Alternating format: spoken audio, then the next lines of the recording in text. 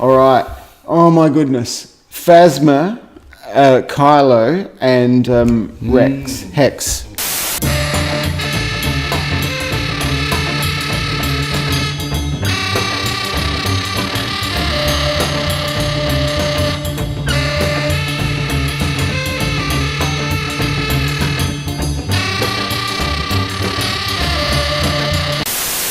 What's his name? Hux. General Hux. Of course. But Gwendolyn Christie without the helmet, I lost my shit when I saw that. I lost my shit because that's what I'm after. Seeing the Phas without the helmet. And don't get me wrong, when they, the Attack of the Clones, when they had Jango out of his costume or even, I thought, whoa. No. You would get down on You don't do that. Somebody cut. Hold on. Has anybody checked this out? You'd be taking your gear off, but Boba never took his helmet off, man. He's flying, he's whatever. He's lost all his peripheral vision, but he keeps the helmet on. Yeah. Right. Yeah, and nowadays, what's with all this helmet off shit? Nowadays, you're struggling to see a helmet. Kylo's smashing. What's going on there? Hey, we started. I'm struggling. Yeah. I bet you are. You're a big Kylo man, and to have the helmet. Yeah, it's a struggle. But I saw this. Tell me. Oh, I love it because Gwendolyn is Game of Thrones. She's and the staff. I don't know if you can tell with this photo. Oh. This is the cover photo. Right. But when you can see she's holding a staff there. Yes. It's a new weapon.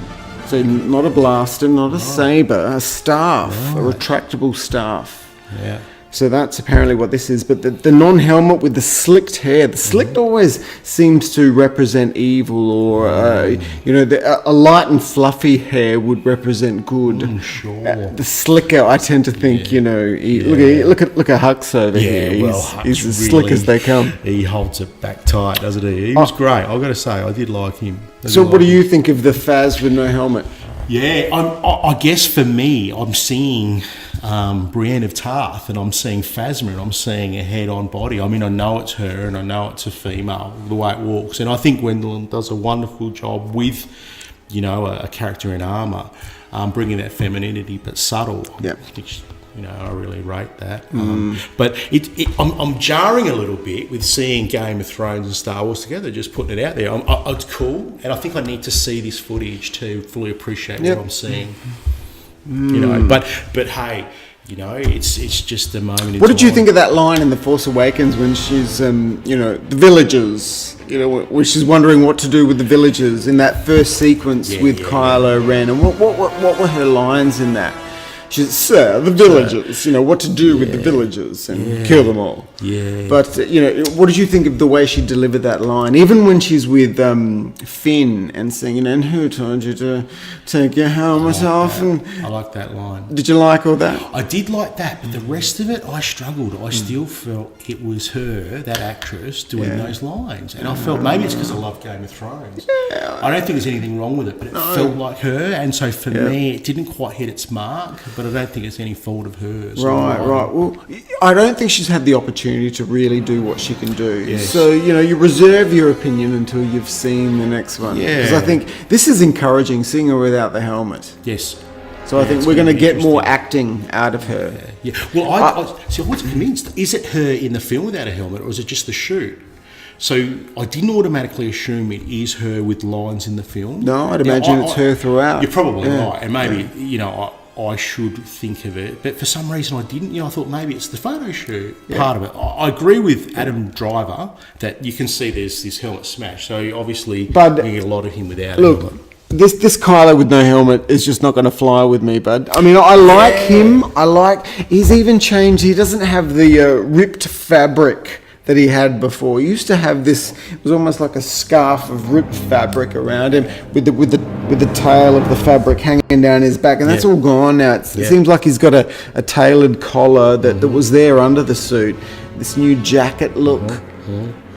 Bit slicker, a bit mature, a bit older. I see it. But the voice of the helmet. Remember, we've had this discussion before. The voice of the helmet was our Vader. It was our that sound. I liked it Do you too. not miss that we're Yeah, not I going to would. get the resonance of that sound and Yeah. helmet anymore? Is it just me? Look, I don't believe they're going to do a whole film like this. I mean, if they're going to do him a whole film without the helmet, then, you know, it's pretty bold. You'd want the writing pretty done very well. And Star Wars is very much about the outfits and the helmets and the, you know, it's so cool. And like you said, Boba Fett, Stormtroopers, Darth Vader, you know, Star Wars, for heaven's sake. They're going to do a movie without helmets with their main villain. I mean, to be honest, if I look at that, and look, just for honesty's sake, I'm not rocking with that. I want to see a helmet of some sort. And then you put Snoke into the picture. And I'm going to be honest here, you know, on camera about Snoke. I'm not loving Snoke. I'm not loving Snoke. And I'll tell you, it's... I know he's the weakest element for me. I don't have even the curiosity about character,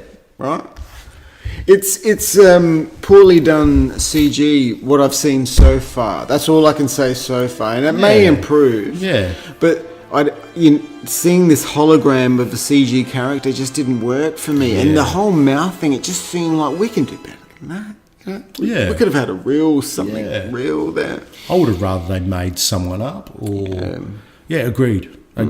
And so I guess getting back to this, we've got Kylo no helmet and then Snoke, who, you know, at this point we're not loving. And I'm just thinking, well, hold on, where are we going to get some cool helmeted action? Now you want the Stormtroopers? Yeah. Well, we just don't know. It's assumptions. We don't know. And I'm hoping it's a sequence or it's a section of the film, but not the whole film. Or maybe there's a new helmet that he has created that we're not going to see until the film. I mean, I'm just... They made such the point in the trailer to show the broken Kylo helmet. I don't think we can... As optimistic as I want to remain, because I love the Kylo helmet. Love the Kylo helmet. You know. What if they took the Kylo helmet and they just extend them what is a little, maybe a little longer, maybe a few changes? I've heard that. I've heard. Even incorporating the old Vader burnt helmet in some way and creating a new helmet. I don't know. But if it's pulled off well and you go, wow. I mean, I never thought I'd like a Kylo Ren until I was given a Kylo Ren. I would have thought, Vader. How are they ever going to replicate a villain like that in Star Wars, whatever the case? But I really did invest in Kylo Ren. I thought, they've done it again. They've done something where the voice and the character and the look, and I was in there. I'm in. But now they've taken away from that by taking the helmet away. I'm really hung up on the helmet thing, bud. And as confident as I am in Ryan Johnson, the helmet. I see it. I can see the concern, like I said. And look, this is a moment we're going to have faith. Have faith in the writers, have faith in Kathleen Kennedy, have faith in Lucasfilm. I think they should be able to get this. And this guy's supposed to be awesome. Right? We're supposed to be in for a fantastic film with Ryan Johnson. Faith in him. Writer, director. Right, that's right. I like a man that's doing it all himself. Yeah. I have faith in that. And he's been raved about for his writing. Yeah. His movies are fantastic. His previous stuff, I've only seen Looper, but Looper's fantastic. Yeah. So try and watch Looper if you get a chance. Yeah. Only because you'll get a sense of something unique. He is very unique. I agree with her. Yourself. Yeah. He's, maybe if you don't even like the movie, but you at least pick up on his uniqueness. Yep. Yeah. Yeah.